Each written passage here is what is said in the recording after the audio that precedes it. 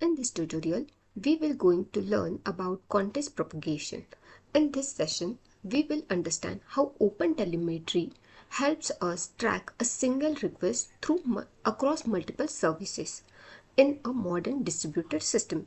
So context propagation is one of the most important concepts in distributed tracing, and at the end of this video, you will clearly understand what the context propagation is, how it works, and why we use it. So let's start with agenda. So here, if you can see my screen, we will talk about the observability changes in distributed system. Then we will understand what context propagation is and why it is needed. After that, we will dive into trace context, span, and baggage. We will also cover W3C standards, see how context propagation works, look at the real example, and finally understand what happened without context propagation, followed by the key takeaways. So let's start with how observability changes in distributed system. So modern applications are no longer built as a single monolithic system. They are built using distributed architectures and microservices. A single user request often travels through multiple services. Each service generates its own logs, metrics, and traces. Because of this, what happens? Observability data is spread across system. It becomes difficult to get a complete end-to-end view. Tracking failures and performance issues become challenging. So even though the user performs one action, internally the system handles many operations, which make observability complex. So what is context propagation? Okay, so let's start with this concept, which is our main agenda for today. So context propagation is the mechanism by which trace related data travels along with a request as it moves through multiple services. So you can think of the context propagation as a tracking slip attached to a request. This tracking slip helps every service understand which request this belongs to, who called the service, and where the request came from.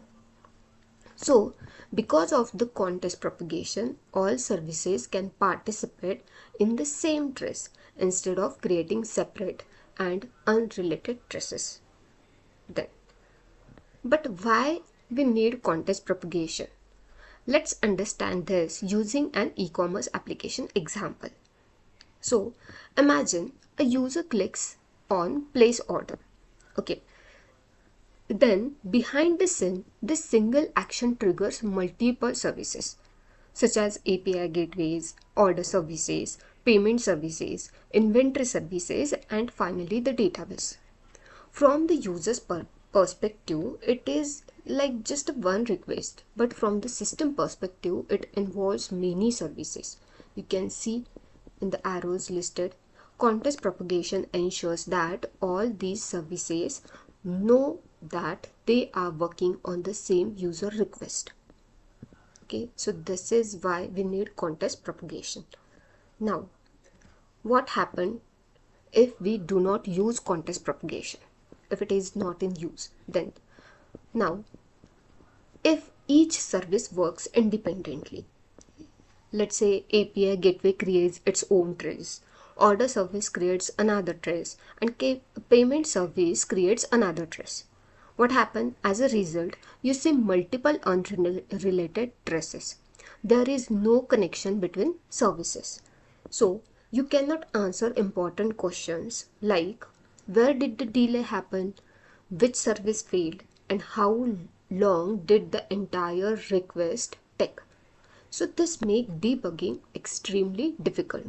So that's why this is very important to use context propagation, because without it we can see that problems, what type of problems we can be faced right now. Let's see what gets propagated. So when context propagation is enabled, three main things travel together with the request. So what are they? trace context, baggage, W3C standards. So these elements are propagated across services so that the trace can continue seamlessly. So you can see here that a user request like service A, then trace context, baggage, and W3 standards, and these are connected with the service B and everything. Then what are these? We will deep dive into all these parts. So let's start with the trace context. Okay, then trace context contains tracing information that travels with the request across services. So its main purpose is to link span together and ensure that all the services contribute to the same trace. So trace context mainly includes trace ID and span ID. You can see here. So let's quickly check with the trace ID first. So trace ID is a unique identifier for an entire request. So the important point here to consider is the same trace ID is used across all services. So that is unique ID. This allows OpenTelemetry to connect all spans into one complete trace. Okay, then if you consider an example, let's say a trace ID here is ABC123XYZ. You can consider it as a trace ID. So trace ID answers one simple question: which request is this? Okay, so this is the trace complete ID, which is a unique identifier for all the services. Okay, then let's now move on to the span ID. What is span ID? So a span represents a single operation within a service. Each service creates its own span. This span are connected using parent-child relationships. So for example, API gateway creates span 1, order services creates span 2, and the payment services creates span 3. So span helps us understand what each service did, how long it took, and whether any errors occur. So this is how we'll get the idea about the trace ID and the span ID. Now we'll move on to the baggage section. So baggage allows us to propagate custom key value pairs across services. It adds business level context to the trace. For example of the baggage value, which includes let's see, user ID equals 1234 for example, then region equals India and the order types equals the premium. However, since baggage travel with every request, we must follow best practices. What are the best practices is keep baggage small and do not include sensitive data. You can also avoid the credentials, API keys or personal information as well. So this is important factor to consider while dealing with the baggages. Now, the third one is W3C standards for context propagation. So World Wide Web Consortium defines global standards for how trace and context information should be propagated. So these standards ensure that different programming languages can work together. Different observability tools can understand the same trace. Without standards, traces would break when requests move across systems. So W3C standards make context propagation consistent and interoperable. Now, there are some key W3C headers, so let's quickly check into that as well. So W3C defines three important headers which is used in the context propagation. So the first one is transparent. As you can see, it acts like an order tracking number.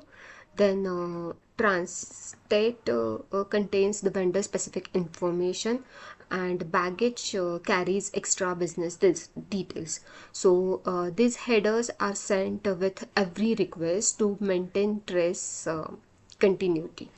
Okay, now we'll move on to the next part, that is how context propagation works. So let's understand how it works, so step by step. So first, a request start and trace is created. Okay, then next the context is injected to the request header. The next service extract the context. A new span is then created, and then the context is forwarded to the next service.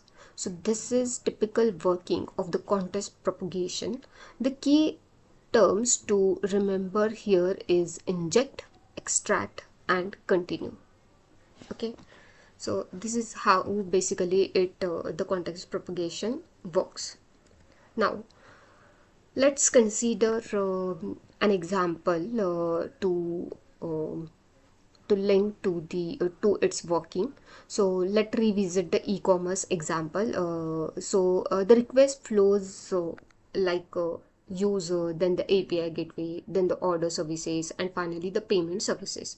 So the same trace ID flows across all these services. Each service creates its own span ID. All span together form one complete trace. So this allows us to see the entire journey of a single order. Okay, so this is you can now correlate with the working of the context propagation. Okay, now let's quickly check without context propagation what happens. We already seen it before in the before slide, but let's quickly revise it.